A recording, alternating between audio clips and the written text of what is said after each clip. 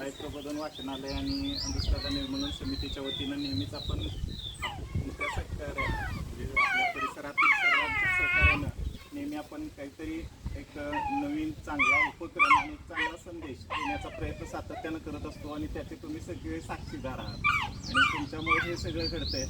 आज असं भारतीय संस्कृतीमध्ये अनेक जे सण आहेत ते सण डायरेक्ट आपल्या संस्कृतीशी संबंधित आणि पर्यावरणाशी, त्याचं निसर्गाशी, आपल्या जे सामाजिक कुटुंब म्हणतो आपण कौटुंबिक याच्याशी निगडीत असणारे हे सण आहेत आणि त्यांची श्रद्धा आपण नक्कीच बाळगली पाहिजे, सांभाळली पाहिजे. त्या आपल्या परंपरेनं आलेल्या ज्या गोष्टी आहेत त्यास आपण निश्चित त्याचं प्रबोधन केलं पाहिजे, त्या सर्वांच्या समोर आणल्या पाहिजेत. पण त्यातूनही अशा काही गोष्टी असतात की ज्याची आज गरज नाही आपल्याला. त्या तत्कालीन परिस्थितीमध्ये ते गरजेचं होतं त्यावेळेला झाल्या, पण आज आपल्याला ज्या गोष्टी गरजेच्या आहेत त्यानुसार पण आपण थोडंसं एक पाऊल टाकलं पाहिजे. म्हणून शिवाई प्रबोधन वाचनालय सातत्यानं प्रयत्न आपण करतोय त्याच्या माध्यमातून आणि त्याचाच एक भाग म्हणून आज वटपौर्णिमा भारतीय संस्कृतीतील खास करून महिलांच्या बाबतीत हा अतिशय जिव्हाळ्याचा आणि अतिशय एक आवडीचा सण. या निमित्तानं आपण सगळ्यांच्या सहवासात येतो, एकमेकाच्या संपर्कात येतो, सगळ्यांना भेटतो, गोडधोड देतो, काही गोष्टी देत असतो, घेत असतो आणि खूप उत्साहात सण साजरा करत असतो.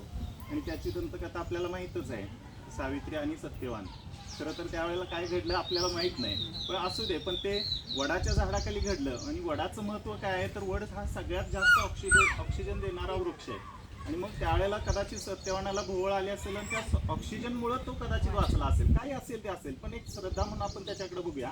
आणि त्यातून सगळ्यात महत्त्वाचं काय की आज वटपौर्णिमा आहे आणि निश्चित वृक्ष हे आपले मित्र आहेत आणि वृक्षामुळेच आज आपलं जीवन चांगलं चाललेलं आहे. कारण कोरोनासारखा काळ आपण बघितला, ऑक्सिजन मिळणं मुश्किल झालेलं होतं आणि प्रत्येकाची परिस्थिती काय झालीच नाही ते, आणि त्यावेळेला ऑक्सिजनमुळं आम्ही वाचलो आणि ऑक्सिजन देणारे कारखाने म्हणजे हे झाडं आहेत.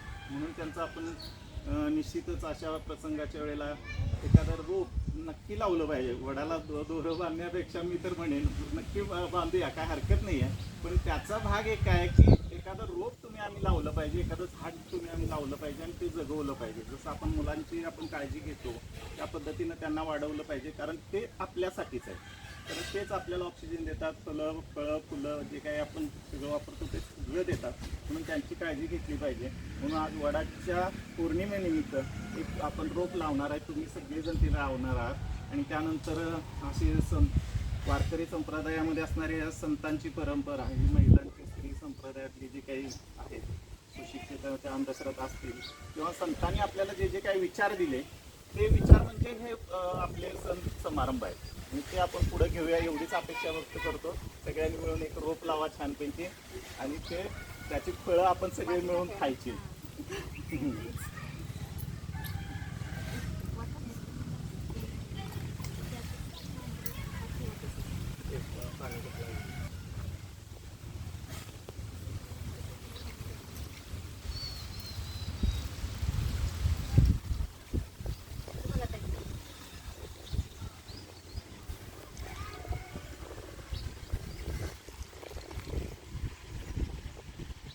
वाचनालयानं छानशी पुस्तकं तुम्हाला आहेत आणि आज आमचा संकल्प पण आहे प्रत्येक एका महिलेनं एखादं रोप लावावं, एखादं पुस्तक वाचावं आणि त्यासाठी म्हणून हे तुम्हाला पुस्तकं आहेत.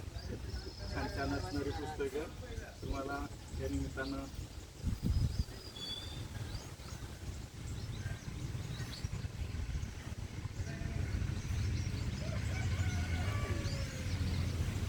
काय सांगते का? वटपौर्णिमेचा आजचा सण असं वेगळाच साजरा करतात. चांगलं वाटलं एक वेगळं. आणि आम्ही ती झाड लावायचं नक्कीच होतो. नवीन जागेमध्ये नवीन घरामध्ये झाड लावायचं. नम्रता तू काय सांगशील?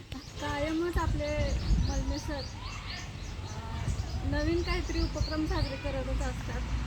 त्यातलाच हा एक भाग आहे आणि हा म्हणजे आम्ही ह्यात कायम सहभागी पण होतो. आम्हाला हे उपक्रम आवडतात आणि तिथनं पुढे सुद्धा सर असेच उपक्रम साजरे करतात आणि त्यासाठी सरांना मलमे कुटुंबांना शुभेच्छा. आता तुम्ही सगळ्यांच्या छान असतं काही प्रत्येक गोष्टीमध्ये उत्साहानं सर्व गोष्टी म्हणजे सर्वांना हे करतात आणि सर्वांना बोलवतात. त्यात आम्ही सहभागी